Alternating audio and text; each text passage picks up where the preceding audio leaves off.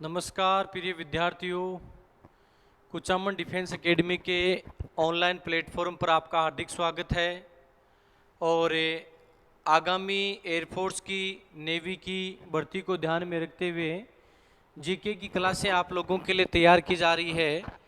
आप Kuchaman defence academy का जो ऐप है उस पर सभी क्लासें अपलोड कर दी गई है, सभी टेस्ट सीरीज वहां अपलोड कर दी गई है। आप टेस्ट सीरीज भी देखकर अपना स्वयं का मूल्यांकन कर सकते हो और क्लासें नियमित रूप से अध्ययन करके आप अपनी तैयारी भी कर सकते हो। उस ऐप पर आपको जीके है, रीजनिंग है, फिजिक्स है, मैथ है, इन सभी की क्लासें उपलब्ध मिल जाएगी। तो आप प्ले स्टोर पर जाकर कुचामन डिफेंस एकेडमी का जो ऐप है उसे डाउनलोड करें और अपने संस्था के यूट्यूब चैनल पर भी आप जुड़ें। चैनल को सब्सक्राइब करें, जो भी वीडियो है उसे लाइक करें, शेयर करें। तो आज की क्लास में विद्यार्थियों अपन एक नदी का चैप्टर पढ़ते हैं जिसके बारे में आप लोगों ने जरूर सुन रखा होगा, क्योंकि भारत की सबसे पवित्र नदी से माना जाता है। आज का जो अपना चैप्टर है उसका नाम है गंगा नदी। तो कहते हैं कि गंगा कोई सामान्य नदी नहीं थी। गंगा स्वयं देवताओं के ब्रह्मा जी के पैरों से और शिव जी की जटाओं में धारण करके अपनी इस पृथ्वी पर अवतरित की गई थी। और अभी अपनी पिछली जो आर्मी की एग्जाम थी उसमें गंगा नदी से संबंधित खूब प्रश्न भी पूछे गए थे। एक क्वेश्चन तो पूछा गया था कि गंगा नदी का उद्गम स्थल कौन सा है, और एक परीक्षा में पूछा गया था कि गंगा की सबसे महत्वपूर्ण सहायक नदी कौन सी है। तो गंगा की सबसे महत्वपूर्ण सहायक नदी है यमुना। बाकी खूब सारी गंगा की सहायक नदियां भी हैं। तो गंगा नदी है, यह पृथ्वी पर क्यों अवतरित हुई, इसके पीछे क्या कारण रहा, ये सब लोग आप धार्मिक कथाओं से आपने कई लोग बार सुना होगा, बुक्स में भी पढ़ा होगा, किसी वीडियो में भी देखा होगा कि प्राचीन समय में एक राजा हुए जिनका नाम था भगीरथ। और भगीरथ ने तपस्या करके जो देव नदी थी, देवताओं की नदी थी, अपने वंशजों का मोक्ष करने के लिए उस नदी को हमारी धरती पर अवतरित किया। और ये उत्तराखंड से शुरू होती है और अंत में अपना जल कहाँ छोड़ती है, बंगाल की खाड़ी में अपना जल छोड़ती है। तो देखो गंगा नदी के बारे में क्या क्या मेन बातें। सबसे पहला बिंदु, गंगा नदी को देव नदी कहा जाता है। गंगा नदी को देव नदी कहा जाता है। गंगा भारत की राष्ट्रीय नदी है। गंगा भारत की क्या है, राष्ट्रीय नदी है। भारत की सबसे पवित्र नदी है। भारत की सबसे पवित्र नदी है और भारत की सबसे लंबी नदी है और इसकी लंबाई है 2525 किलोमीटर। याद रखना, भारत की सबसे लंबी नदी कौन सी है, गंगा, और इसकी लंबाई है 2525 किलोमीटर। देखो सबसे पहले गंगा की मेन बातें कि गंगा को देवताओं से संबंध होने के कारण इसे देव नदी कहा जाता है। भारत की राष्ट्रीय नदी का दर्जा भी इसे प्राप्त है। और हिंदू धर्म में ये मान्यता है कि जब किसी व्यक्ति का निधन हो जाता है तो उसकी अस्थियों का विसर्जन कहाँ किया जाता है, गंगा नदी में किया जाता है। तो इसे पवित्र नदी भी माना जाता है और यह भारत की सबसे लंबी नदी भी है और इसकी लंबाई कितनी है, 2525 किलोमीटर है। अब आगे वाला क्वेश्चन आता है गंगा नदी का उद्गम। आगे वाला क्वेश्चन आता है गंगा नदी का उद्गम। तो देखो गंगा नदी का उद्गम कहां से होता है। उत्तराखंड एक जगह है, राज्य है भारत का। उत्तराखंड की राजधानी देहरादून है। उत्तराखंड में एक स्थान है जिसका नाम है गंगोत्री, और गंगोत्री में बना हुआ है गोमुख कुंड। क्या बना हुआ है, गोमुख कुंड। इस स्थान पर याद रखना, यह भी आर्मी के एग्जाम में पूछा गया था कि गंगा नदी का उद्गम कहां से होता है। तो गंगा नदी का उद्गम उत्तराखंड में गंगोत्री नामक स्थान है और वहाँ गोमुख कुंड बना हुआ है। इस जगह से गंगा नदी का उद्गम होता है। उद्गम होने वाले स्थान पर इसका नाम होता है भागीरथी। इसका क्या नाम होता है? भागीरथी नाम होता है। ये भी याद रखना कि गंगा का जब उद्गम होता है तो उद्गम वाले स्थान पर गंगा का क्या नाम होता है? भागीरथी। तो देखो कुछ दूर बहने के बाद भागीरथी और एक नदी और मिलती है जिसका नाम है भिलांगना। भिलांगना, भागीरथी और भिलांगना, ये दो नदियां हैं। इन दोनों नदियों के संगम पर क्या है? एक बांध बना हुआ है। क्या बना हुआ है? एक बांध बना हुआ है और इस बांध का नाम है टिहरी बांध। टिहरी बांध। याद रखना कि भागीरथी और भिलांगना दोनों नदियों के संगम पर उत्तराखंड राज्य में एक बांध बना है और उस बांध का क्या नाम है? टिहरी बांध है। और इसकी विशेषता क्या है कि यह भारत का क्या है? सबसे ऊंचा बांध है। भारत का क्या है? सबसे ऊंचा बांध है। याद रखना सबसे लंबा बांध है वो हीराकुंड बांध है और सबसे ऊंचा बांध है वो कौन सा है? टिहरी बांध है। तो याद रखना टिहरी बांध किन नदियों के संगम पर है? भागीरथी और भिलांगना नदियों के संगम पर बना हुआ है। इससे आगे अभी भागीरथी चल रही है। इससे आगे जब भागीरथी नदी बहती है तो इस भागीरथी नदी का नाम इस उत्तराखंड में एक हिमालय जिसका नाम है सतपथ हिमालय। सतपथ हिमालय। सतपथ हिमालय से एक नदी निकलती है और उस नदी का नाम है अलकनंदा। क्या नाम है? अलकनंदा। अलकनंदा, सतपथ हिमालय से आने वाली अलकनंदा और भागीरथी दोनों एक स्थान पर मिलती है और उस स्थान का नाम है देवप्रयाग। देवप्रयाग। इस स्थान पर जब ये दोनों मिलती है तो पहली बार इसका नाम क्या हो जाता है? गंगा हो जाता है। याद रखना इससे पहले इस नदी का नाम केवल क्या था? भागीरथी था। देखना कि उद्गम कहां से होता है? उत्तराखंड में। क्या हो गया भैया? उत्तराखंड में गंगोत्री नामक स्थान है, वहां से इसका उद्गम होता है। गोमुख कुंड बना हुआ है और वहां से ये एक छोटी धारा के रूप में निकलती है।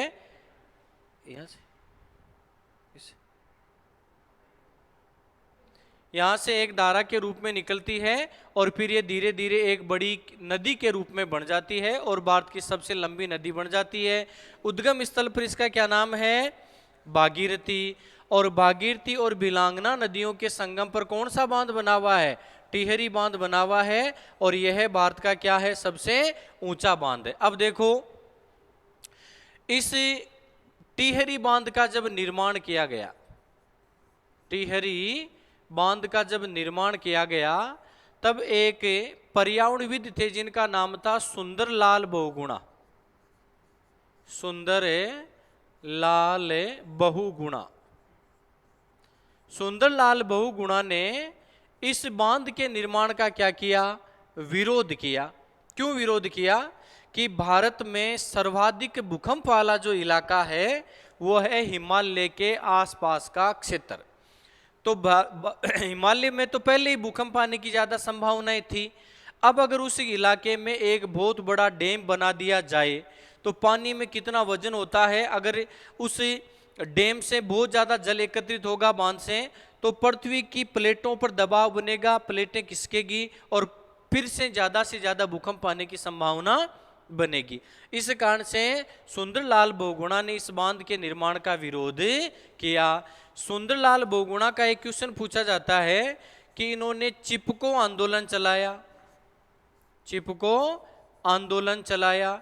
चिपको आंदोलन का संबंध अगर पूछ लिया जाए तो चिपको आंदोलन का संबंध किससे है? तो चिपको आंदोलन क्या है?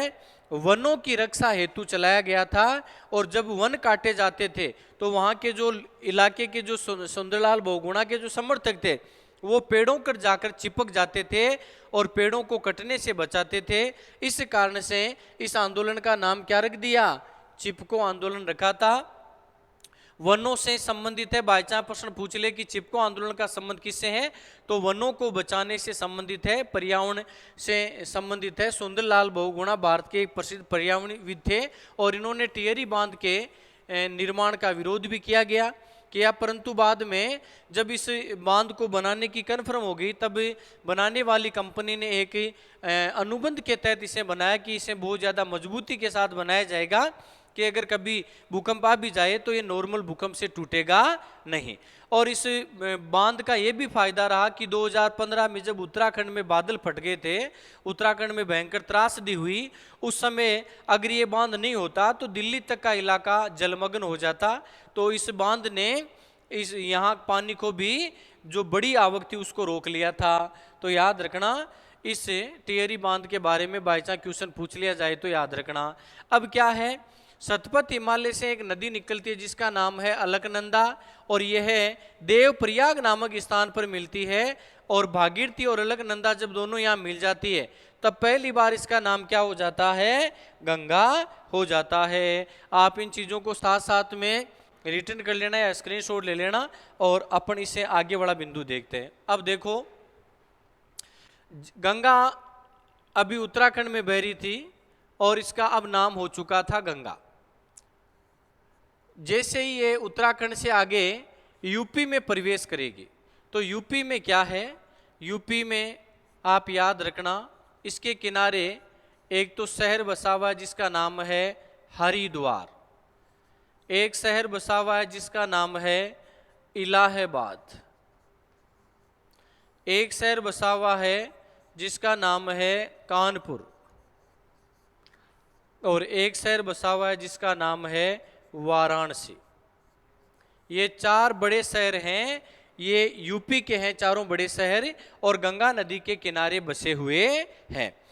चारों ही स्थानों का संबंध धर्म से जुड़ा हुआ है, धार्मिक स्थल माने गए हैं। अब देखो, इन चारों स्थानों में से हरिद्वार में भी कुंभ का मेला बढ़ता है, इलाहाबाद में भी कुंभ का मेला बढ़ता है। इन दो स्थानों पर कुंभ का मेला बढ़ता है। हालांकि कुंभ का मेला पूरे भारत में 4 स्थानों पर भरा जाता है। तीसरा स्थान आप याद रखना उज्जैन में भरा जाता है और चौथा है वो नासिक में भरा जाता है। उज्जैन में क्षिप्रा नदी पर ये मेला बढ़ता है और नासिक में गोदावरी नदी के किनारे यह मेला बढ़ता है। तो भारत में 4 स्थान तो ऐसे हो गए जहां पर कुंभ के मेले का आयोजन होता है। 3-3 वर्ष के अंतर से ये कुंभ के मेला हैं वो भरे जाते हैं, तो याद रखना। और जहां वापस 12 साल से नंबर आ जाता है वहां पर ये कुंभ महाकुंभ का रूप ले लेता है, इसे महाकुंभ के नाम से जाना जाता है। और इन चारों में सबसे बड़ा जो मेला है वो इलाहाबाद का मेला भरा जाता है। तो याद रखना, भारत में मुख्यतः 4 स्थानों पर कुंभ का मेला बढ़ता है। कौन कौन से स्थान है? हरिद्वार, इलाहाबाद, उज्जैन और नासिक। ठीक है, अब आगे अपने क्या है, जो चारों स्थान थे यूपी में, जो चारों स्थान थे वो गंगा नदी के किनारे बसे हुए हैं। उनके आपको मैंने भी नाम बता दिए। अब इनमें से एक स्थान है जिसका नाम है इलाहाबाद। इस इलाहाबाद में एक तो आकर इसमें मिलती है यमुना। कौन सी नदी मिलती है? यमुना। और एक नदी इसमें आकर मिलती है सरस्वती, जो दिखाई नहीं देती है, अदृश्य नदी है सरस्वती। तो ये 2 नदियां यहाँ आकर मिलती है और इस स्थान पर एक पवित्र त्रिवेणी संगम बनाती है। 3 नदियों का संगम यहाँ बनाया जाता है। याद रखना, बहुत इंपॉर्टेंट है। इसी गंगा नदी में यूपी में NW1 का मतलब है नेशनल वाटर वे, राष्ट्रीय जलमार्ग 1 बना हुआ है इलाहाबाद से हल्दिया के मध्य तक, इलाहाबाद से हल्दिया के मध्य, और इसकी लंबाई है 1620 किलोमीटर, 1620 किलोमीटर। और यह भारत का सबसे लंबा NW है, भारत का सबसे लंबा NW है। याद रखना, गंगा नदी में इलाहाबाद से हल्दिया के मध्य, इलाहाबाद से हल्दिया के मध्य नेशनल वाटरवे, राष्ट्रीय जलमार्ग एक बना हुआ है और इसकी लंबाई है 1620 किलोमीटर और यह भारत का सबसे लंबा राष्ट्रीय जलमार्ग है। आगे इसमें आगे अपने यूपी से आगे चलते हैं तो इसमें आगे अपने ये बिहार में चली जाती है और बिहार की राजधानी है पटना। बिहार की राजधानी पटना इसी नदी के किनारे बसी हुई है। पटना में इस नदी पर एक बांध बना हुआ है, नदी पुल बना हुआ है, बांध नहीं पुल है ये, और इसका नाम है महात्मा गांधी सेतु, महात्मा गांधी सेतु। और यह भारत का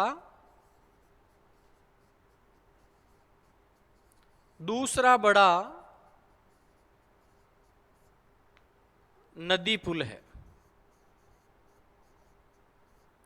और इसकी लंबाई 5575 मीटर है। याद रखना, जब ये बिहार में चली जाती है गंगा नदी तो बिहार की राजधानी पटना इसी नदी के किनारे है और पटना में इस नदी पर महात्मा गांधी सेतु पुल बना हुआ है, यानी सड़क नदी पार करने वाला सड़क पुल है। यह भारत का दूसरा बड़ा नदी पुल है और इसकी लंबाई है 5575 मीटर। आगे देखो, जब ये बिहार से यूपी आगे पश्चिमी बंगाल में चली जाती है, पश्चिमी बंगाल में चली जाती है तो पश्चिमी बंगाल में इस नदी पर एक परियोजना बनी हुई है और उस परियोजना का नाम है फरक्का जल परियोजना। क्या नाम है? फरक्का जल परियोजना। और यह फरक्का जल परियोजना है, यह भारत और बांग्लादेश के मध्य विवादित परियोजना है, भारत और बांग्लादेश के मध्य विवादित परियोजना है। याद रखना, फरक्का जल परियोजना किस नदी पर बनी हुई है? फरक्का नदी परियोजना गंगा नदी पर बनी हुई है और यह भारत और बांग्लादेश के मध्य एक विवादित परियोजना है। आगे ये नदी इस से आगे बढ़ने पर आगे क्या होता है, नदी दो शाखाओं में बढ़ जाती है, दो शाखाओं में बढ़ जाती है।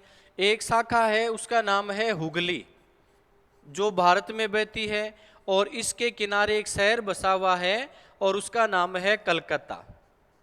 क्या नाम है?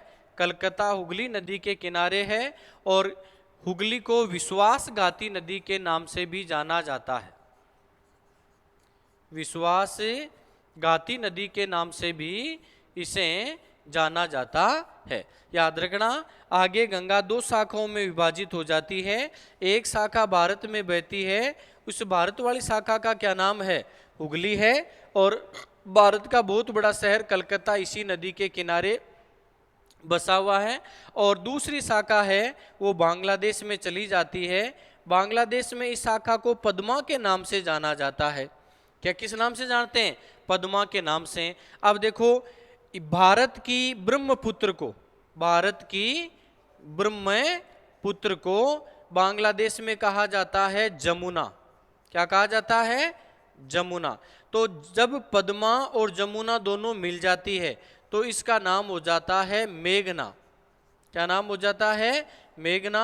और इस प्रकार ये अंत में बहते बहते बहते बहते डेल्टा का निर्माण करते हुए, डेल्टा कौन सा है? सुंदरवन का डेल्टा, सुंदरवन का डेल्टा का निर्माण करते हुए अपना जल कहाँ छोड़ती है? बंगाल की खाड़ी में छोड़ती है, बंगाल की खाड़ी में छोड़ती है। याद रखना, सुंदरवन का डेल्टा का निर्माण करते हुए अपना जल कहाँ छोड़ती है? बंगाल की खाड़ी में छोड़ती है। इस सुंदरवन वाला जो इलाका है यहाँ पर इसके नाम से सुंदरी ओब्लिक जवारिये ओब्लिक डेल्टाई वन सर्वाधिक पाए जाते हैं। डेल्टाई वन इस क्षेत्र में सर्वाधिक पाए जाते हैं। जब नदी अपनी अंतिम अवस्था में होती है, नदी जब किसी समुद्र में शामिल होने वाली होती है, अंतिम अवस्था में होती है, तब वो अलग अलग वितरिकाओं में बट जाती है और गणित के डेल्टा अक्षर की आकृति बना लेती है। तो ये गंगा और ब्रह्मपुत्र नदी के द्वारा जो डेल्टा बनाया जाता है उसका क्या नाम है? सुंदरवन का डेल्टा है। और यह भारत का ही नहीं पूरे विश्व का सबसे बड़ा डेल्टा है, पश्चिमी बंगाल में आता है, गंगा ब्रह्मपुत्र नदी द्वारा बनाया जाता है और यहाँ सुंदरी ओब्लिक जुआरिये ओब्लिक डेल्टाई वन सर्वाधिक पाए जाते हैं। तो ये अपने गंगा नदी की देखो, वापस देखना आप एक बार कि जब ये पश्चिमी बंगाल में आगे बह जाती है पश्चिम बंगाल से, तो यहाँ पर इस पर एक जल परियोजना बनी है और उसका क्या नाम है? फरक्का जल परियोजना है, जो भारत और बांग्लादेश के मध्य एक विवादित परियोजना है। इससे आगे भारत में ये दो शाखाओं में विभाजित हो जाती है। एक शाखा भारत में रहती है जिसे हुगली कहा जाता है और हुगली के किनारे भारत का एक बड़ा शहर कलकत्ता बसा हुआ है और हुगली को विश्वासघाती नदी के नाम से भी जाना जाता है। एक शाखा है वो बांग्लादेश में चली जाती है, बांग्लादेश में इसे पद्मा के नाम से जानते हैं और भारत की ब्रह्मपुत्र को बांग्लादेश में कहते हैं जमुना। जब पद्मा और जमुना दोनों मिल जाती है तब इसका नाम क्या हो जाता है? मेघना हो जाता है और अंत में डेल्टा का निर्माण करते हुए अपना जल कहाँ छोड़ती है? पश्चिम में बंगाल की खाड़ी में। तो आज की क्लास में प्रिय विद्यार्थियों हमने केवल एक नदी का अध्ययन किया है, भारत की सबसे पवित्र और सबसे इम्पोर्टेंट नदी। अमूमन परीक्षाओं में गंगा नदी का क्वेश्चन पूछा जाता है। केवल छोटा सा चैप्टर लिया है केवल एक नदी का, ताकि आपको पढ़ने में इंटरेस्ट रहे और आप इस नदी को अच्छी तरीके से पढ़ सको। और उसके बाद में जो अन्य नदियां, यमुना है, ब्रह्मपुत्र है, सिंधु है, झेलम है, कावेरी, वो छोटी छोटी नदियां हैं, वो आपको बाद में समझ में आ जाएगा कि गंगा नदी हमने पढ़ ली तो इसकी सहायक नदियां और जो मेन शहर हैं जो इसके किनारे बसे हुए हैं वो अपने को याद करने हैं। कई बार नदी के किनारे बसे हुए शहर भी पूछ लिए जाते हैं और ज़्यादातर जो क्वेश्चन आए हुए हैं वो गंगा या यमुना नदी के किनारे बसे हुए शहरों का क्वेश्चन ही पूछ लिया जाता है। तो विद्यार्थियों, आप आराम से इस पूरे वीडियो को देखना, चैनल को सब्सक्राइब करना, वीडियो को लाइक करना, शेयर करना और अगर संस्था के बारे में आपको जानना है तो आपको कॉन्टेक्ट नंबर दिए हुए हैं, ऐप पर आपको नंबर मिल जाएंगे, आपको टेस्ट सीरीज मिल जाएगी, आप वहां अवलोकन कर सकते हो। और आप जब भी कभी इधर आओ, नागौर कुचामन बेल्ट में आओ, तो आप संस्था का विजिट जरूर करें। थैंक यू, नमस्कार, जय हिंद दोस्तों।